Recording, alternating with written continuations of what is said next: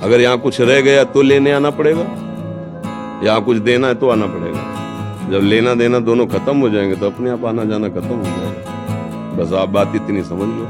अगर कोई कामना रह गई है भोगने की, देखने की, सुनने की, छूने की, तो आना पड़ेगा।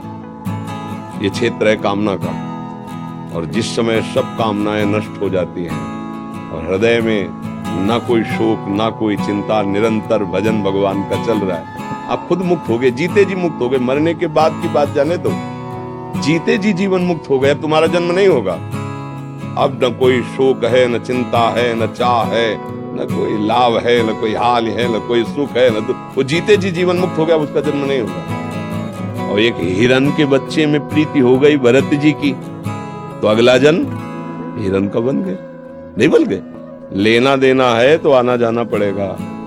लेना देना नहीं किसी से कुछ भी, किसी से कुछ भी, ना प्यार ना दुश्मनी। प्यार है तो आना पड़ेगा, दुश्मनी है तो आना पड़ेगा। आसक्ति है राग की तो आना पड़ेगा, द्वेष की तो आना पड़ेगा। न राग न द्वेष न प्यार न दुश्मनी, सब में भगवत भाव, जीवन मुक्त हो गए। तुम नाम जप करो, वैसी स्थिति बनाओ, जीते जी जीवन मुक्त हो जाओगे। और जन्म मरण की फिर चिंता कैसे रह जाती है। ऐसी जब हमें भगवान से प्यार हो जाता है ना, तो भी ये भी बात खत्म हो जाती है। जन्म हो कि लव, बार बार जन्म। मुझे न अर्थ चाहिए, न धर्म चाहिए, न काम चाहिए, न मोक्ष चाहिए।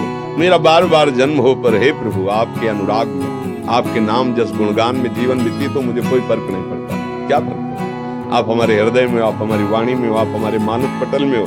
नरक भेजो, मुझे क्या फर्क पड़ता है।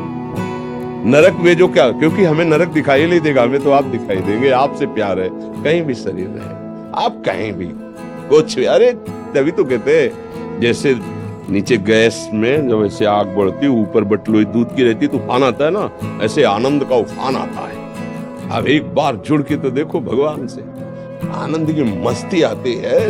ऐसी स्थिति, कहीं कोई लाभ नहीं, कहीं कोई हानि नहीं, ऐसे वो चरम सुख में पहुंच जाता है। तो भजन करो, जीते जी जीवन मुक्त हो जाओ, ऐसी स्थिति बनाओ। मरने के बाद का क्या भरोसा, जीते जी स्वाद लो, मरने के बाद तो मंगल होगा ही होगा भगवान।